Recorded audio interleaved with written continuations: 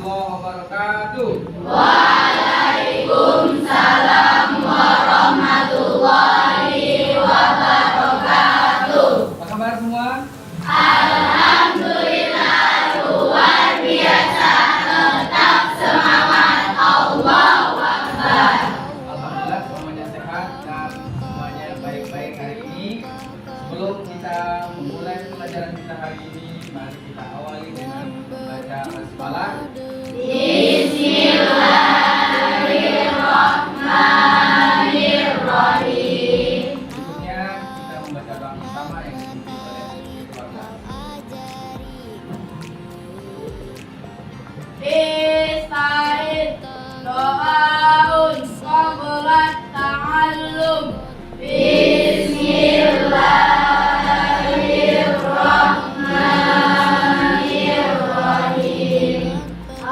Allahumma sholli ala sayyidina Muhammad wa ala alihi wa sahbihi ajma'in. Baik, terima kasih. Kita sudah berdoa bersama-sama.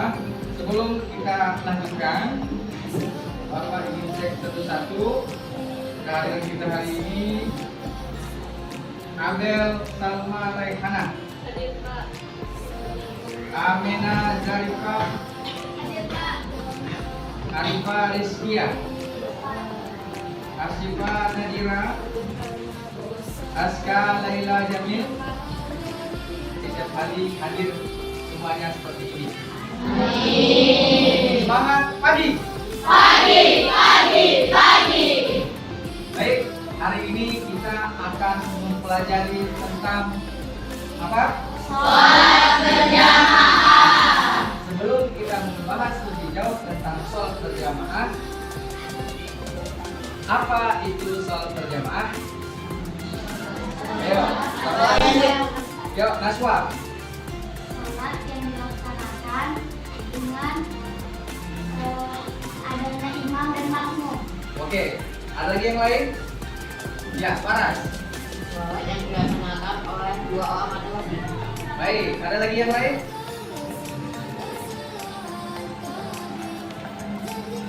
Ada lagi? Sholat yang dikerjakan secara bersama-sama, ada imam, ada Makmum. boleh dua orang atau Lebih. sholat berjamaah. Ini adalah judul atau tema kita pada hari ini. Apa yang harus kita dapatkan setelah mempelajari sholat berjamaah ini? Yang pertama, tujuan pembelajaran kita adalah semua peserta didik, semua siswa tidak hanya mengetahui apa pengertian sholat berjamaah, apa hikmah berjamaah, tetapi tujuannya adalah semua peserta didik setelah mempelajari sholat berjamaah ini, mereka mampu menerapkan hikmah-hikmah sholat berjamaah dalam kehidupannya sehari-hari. Hikmahnya tadi sudah kita ketahui bersama. Salah satunya adalah syiar Islam, kemudian hidup disiplin. Nah, itu diterapkan dalam kehidupan sehari-hari. Tujuan pembelajaran sholat berjamaah. Oke. Menurut bahasa, jamaah merupakan masdar dari kata kerja jamaah. Apa itu? Yang berarti kumpul. Jamaah itu orang-orang berkumpul bersama-sama. Tetapi menurut bahasa adalah sholat yang dikerjakan bersama-sama sekurang-kurangnya dua orang. Berikutnya adalah salah seorang menjadi imam dan yang lainnya menjadi Makmum. Bolehkah kalau berjamaah dua orang? Boleh. Karena satu yang menjadi imam, satu lagi menjadi Makmum. Itu adalah pengertian sholat berjamaah. Kemudian caranya sesuai dengan yang telah ditentukan oleh syariat.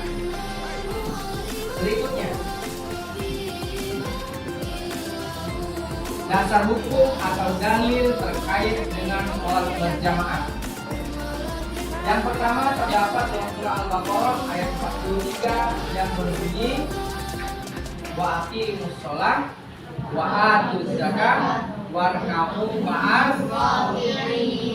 dirikan sholat, tunaikan zakat, dan rukuklah bersama orang-orang yang rukuk. Ini menjadi dasar kita untuk mengerjakan sholat berjamaah. Kemudian yang kedua adalah sesuai dengan hadis Nabi yang berarti barang siapa berjamaah sholat subuh kemudian duduk seraya mengingat Allah Ta'ala hingga matahari terbenam, maka hal tersebut merupakan perlindungan dan pembebasan dari api neraka. Ini adalah pengertian dari dalil sholat berjamaah yang wajib kita ketahui bersama. Berikutnya adalah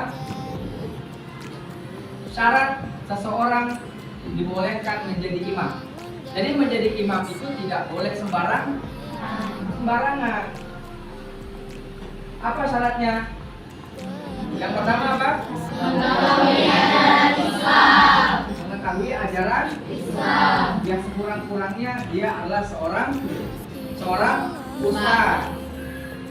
Yang kedua adalah mengetahui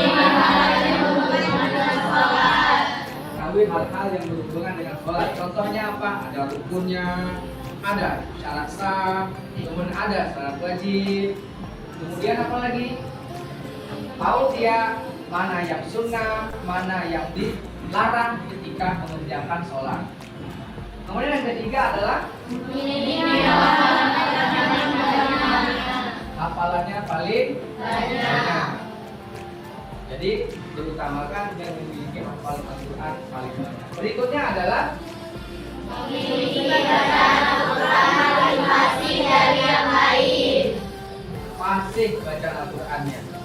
Apalagi kalau dia seorang qori, itu paling diutamakan. Kenapa? Karena bacaannya bagus, fasih dalam bahasa agamanya. Berikutnya adalah dewasa, nggak boleh anak-anak, kecuali mereka bersama dengan mereka. Nah, contohnya seperti kamu, imamnya juga dari kamu masing-masing. Tetapi tidak boleh yang perempuan mengimami yang laki-laki. Berikutnya adalah memiliki budi pekerti yang mulia.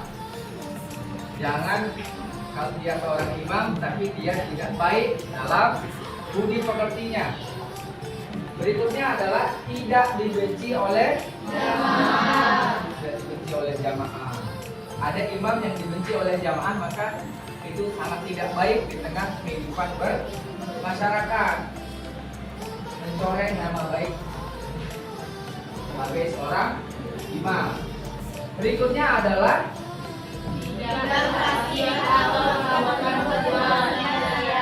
tidak fasik. Fasik itu apa? Sering mengerjakan dosa, bermaksiat. Dia seorang imam, tapi dia juga sering main ke tempat-tempat yang dilarang. Contohnya apa? Ya, diskotik, ya, ke tempat-tempat pelacuran, ya, dan dia ikut nimbrung ke sana. Berikutnya adalah memiliki suara yang bagus. Suara yang bagus, jangan suaranya membuat jamaah kabur. Nah, gak enak didengar, telinga jadi sakit ya, karena suaranya nggak bagus. Kemudian berikutnya adalah diutamakan yang paling Nah, ini adalah bagian dari syarat seseorang menjadi imam. Jadi kalau jadi imam itu banyak syaratnya. Ini hanya bagian kecilnya saja. Oke, berikutnya adalah hikmah melaksanakan sholat berjamaah. Tadi sudah kita bicarakan di awal apa saja hikmah sholat berjamaah. Apa yang pertama? Dapat pahala yang berlipat ganda. Kalau sholat sendirian berapa Faras? Dapat berapa? Faras? Iya. Cuma dapat sebagian kecil. Ya, sebagian kecilnya berapa? Dapat satu. Kalau berjamaah dapat 27 derajat. Jadi perbandingannya sangat jauh. Maka pahalanya berlipat-lipat. Yang kedua adalah apa?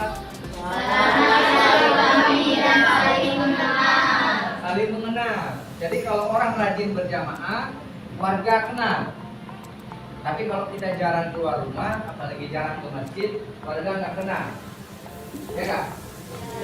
Jarang kelihatan wajahnya kan? Jadi ketika dia sering ke masjid, rajin berjamaah, maka orang pada kenal. Itu untuk menjalin tali silaturahmi. Berikutnya adalah menumbuhkan sikap kepedulian terhadap sesama. Oke. Karena sering berjamaah, sering hadir di masjid, mereka saling kenal, saling bersilaturahmi, akhirnya lama kelamaan seperti saudara sendiri.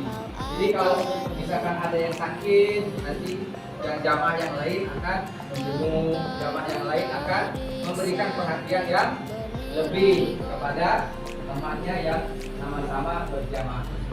Ya. Kemudian berikutnya adalah itu syiar Islam.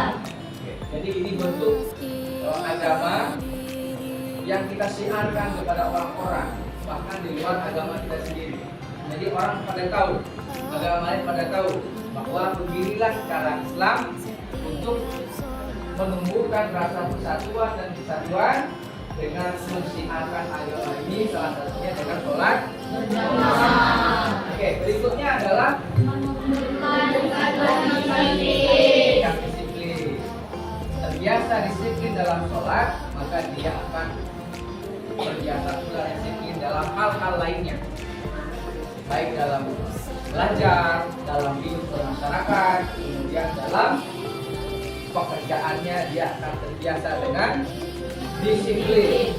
Bangun pagi, sholat subuh, habis itu mandi, ya kan, habis itu sarapan, habis itu pergi ke sekolah. Nah, itu menunjukkan bahwa dia mulai menunjukkan rasa sikap disiplin dalam kehidupan. Oke, ini adalah bagian daripada hikmah-hikmah sholat berjamaah yang harus diketahui dan itu diterapkan dalam kehidupan sehari-hari. Oke, paham tuh? Paham. Sebelum kita lanjut, Bapak akan memberikan kepada kamu semua untuk mengerjakan tugas ini secara berkelompok dan tugas ini didiskusikan bersama-sama dengan kelompoknya. Kemudian setelah itu akan kita kumpulkan bersama-sama. Tugasnya apa? Yaitu berdiskusi tentang sholat berjamaah, mulai dari pengertiannya, kemudian dalilnya apa, dasar hukumnya apa, kemudian hikmahnya apa saja, nanti dituliskan di sini, kemudian dibuat bagannya. Oke, dibuat bagan untuk membagi tentang pengertian, kemudian tentang dalil atau dasar hukum, kemudian berikutnya adalah tentang hikmah dan syarat menjadi imam.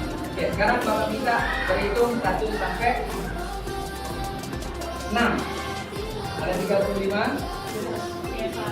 Oke, 7 ya.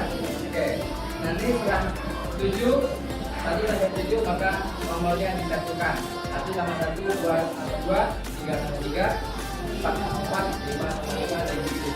Oke, silakan berhitung. Gak apa-apa. Ya. Oke, silakan didiskusikan beberapa saat, setelah itu akan kita kumpulkan bersama-sama. Silakan.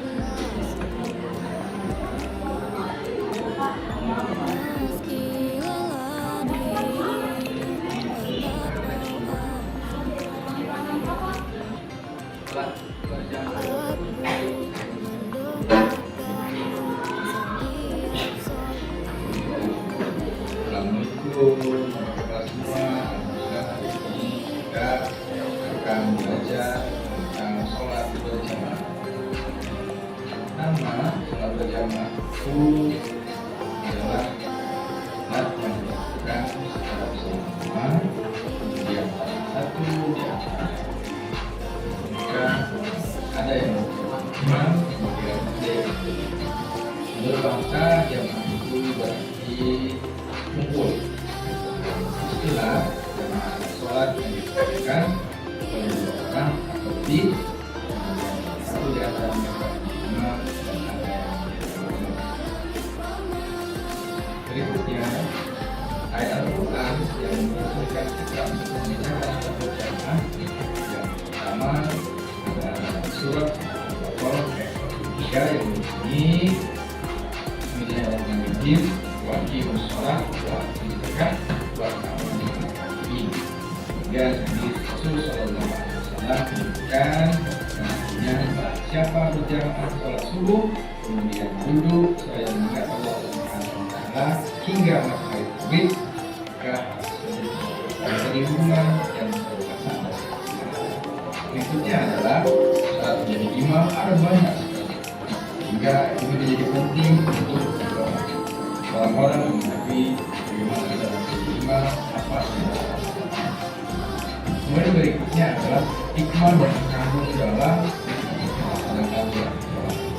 Tentu mendapat pahala, silaturahmi, dan menunjukkan sikap disiplin, kemudian kita mendapatkan satu syiar Islam kepada masyarakat. Demikian, terima kasih. Assalamualaikum. Baik, jadi itu silakan ditulis seperti yang Bapak sampaikan terkait dengan jemaat yang sudah bersholat, latihan, kemudian boleh imam dan sholat berjamaah. Hikmah ya.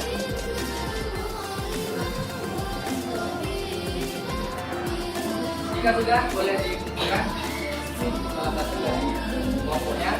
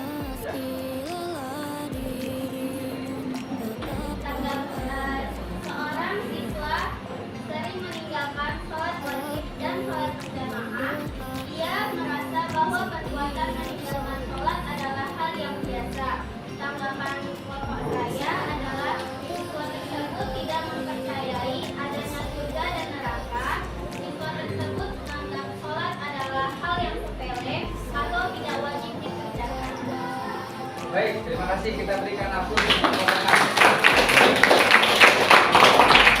Saya mendapat kembali dari kelompok 6 yang telah menyampaikan kasih diskusinya terkait dengan sholat berjamaah. Dan untuk kelompok berikutnya akan kita tampilkan setelah pertemuan kita berikutnya. Baik, untuk hari ini kita cukupkan sampai di sini tentang sholat berjamaah, dan pekan depan akan kita lanjutkan. Sebelum kita tutup pembelajaran kita hari ini, yang pertama bahwa sebagai seorang yang beragama Islam dan diperintahkan untuk mengerjakan sholat berjamaah, maka kita wajib dan harus untuk mengerjakannya.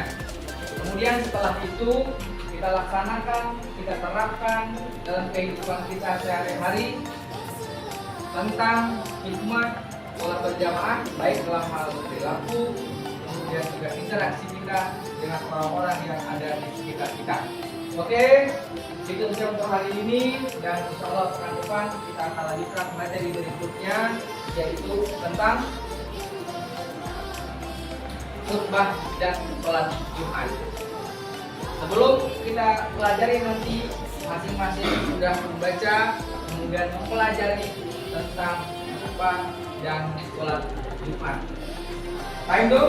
Baiklah. Sebelum kita tutup, mari kita sama-sama membaca lafaz hamdalah. Alhamdulillahirabbil alamin. Kita berikan aplaus untuk kita bersama-sama.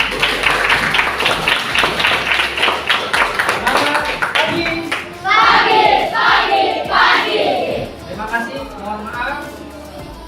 Cukup sekian. Assalamualaikum warahmatullahi wabarakatuh.